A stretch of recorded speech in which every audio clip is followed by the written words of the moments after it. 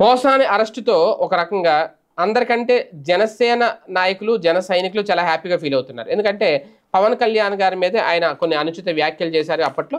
ఖచ్చితంగా ఇప్పుడు అరెస్టులు అంటే మొన్నటి వరకు టీడీపీ కోటాలో అరెస్టులు జరిగింది. ఇప్పుడు జనసేన కోటాలో అరెస్టులు మొదలైనవి అనేది పోసాని అరెస్ట్ తర్వాత అందరికీ అర్థమవుతున్న విషయం. ఇదే నేపథ్యంలో జన సైనికులు, జనసేన నేతలు ఇప్పుడు నెక్స్ట్ ఎవరు అనేది అంటే ఇప్పుడు కోట వైజ్ టీడీపీ కోటాకు సంబంధించిన వ్యక్తిని అరెస్ట్ చేస్తారా, జనసేన సంబంధించిన వ్యక్తిని అరెస్ట్ చేస్తారా? అయితే ఎవరికి వాళ్ళు వాళ్ళ లిస్టుతో వాళ్ళు ప్రిపేర్ అయిపోయి ఉన్నారు.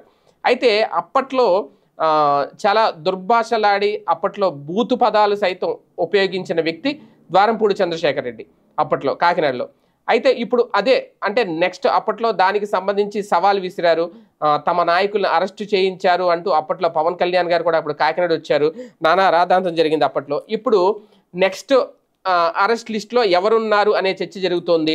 అయితే ఇందులో మాజీ ఎమ్మెల్యే ఉన్నారా, లేదంటే ప్రస్తుతం ఒక ఎమ్మెల్సీ ఉన్నారా, వైసీపీ సంబంధించిన ఎమ్మెల్సీ ఉన్నారనే చర్చ కూడా నడుస్తోంది. కాకపోతే ఈసారి మాత్రం జనసేన కోటాలో నెక్స్ట్ అరెస్టు ఒక మాజీ ఎమ్మెల్యేని అరెస్ట్ చేయబోతున్నారనే ప్రచారం జరుగుతుంది. మాజీ ఎమ్మెల్యే అంటే ఖచ్చితంగా ద్వారంపూడి చంద్రశేఖర్ రెడ్డి అనేది ఇప్పటికే ఆయనకు సంబంధించి అవినీతి ఎక్కడైతే అంటే కొన్ని ఇళ్లలో అవినీతి జరిగిందని, అక్రమ నిర్మాణాలు చేపట్టారని అన్ని ఇప్పటికే కొన్ని కేసులు కూడా నమోదైన నేపథ్యంలో గతంలో ఆయన మీద ఇప్పుడు దాన్ని సీరియస్గా తీసుకోబోతోంది.